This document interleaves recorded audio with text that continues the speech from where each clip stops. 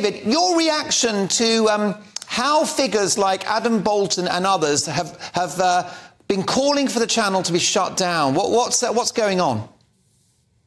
I think the Adam Bolton intervention was particularly sad when you see a senior journalist who frankly should know better. But clearly, you know, he works for a rival TV station, and he made that suggestion of shutting down GB News on another rival TV station on the BBC. He works for Talk TV and Times Radio, and he was sitting next to an MP who also is a pundit for Talk TV, who gets paid to do that, Caroline Noakes, as we revealed on Express.line this morning. And, you know, it seems to be, I would suggest there is at least a financial interest for them to have GB News out of the way. But, of course, the real issue here, and the real reason the BBC in particular are going after you, is that they don't like alternative voices. They don't like people who, you know, as in your last section, speak up for Brexit. I mean, my goodness me, when we went through all those negotiations, the broadcasters were as one with the kind of Ramonas, and it was just an outrage. So it's one of the reasons we needed GB News.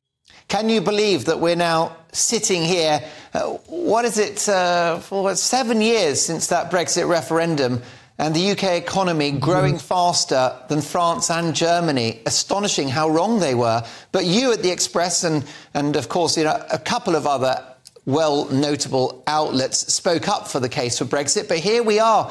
Whisper it, Brexit's working.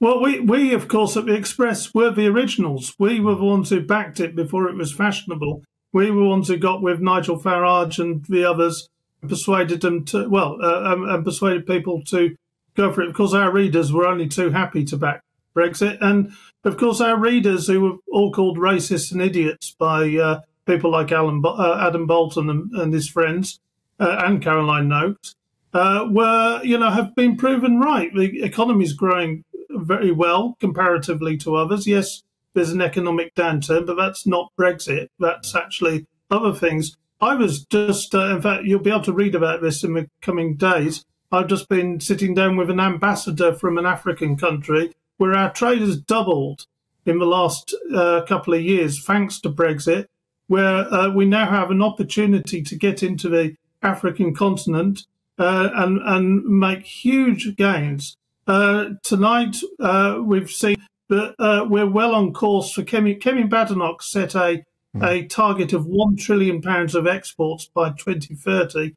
Well, we now know that we're actually at 834 billion pounds of exports from last year. So, you know, it looks like she's going to easily meet her target and go well beyond that. It's, you know, it's actually really a huge success story.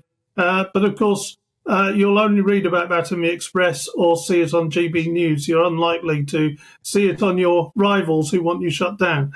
Have you experienced cancel culture at the Express, David? Is there snobbery from the sort of progressive liberals in North London about your paper?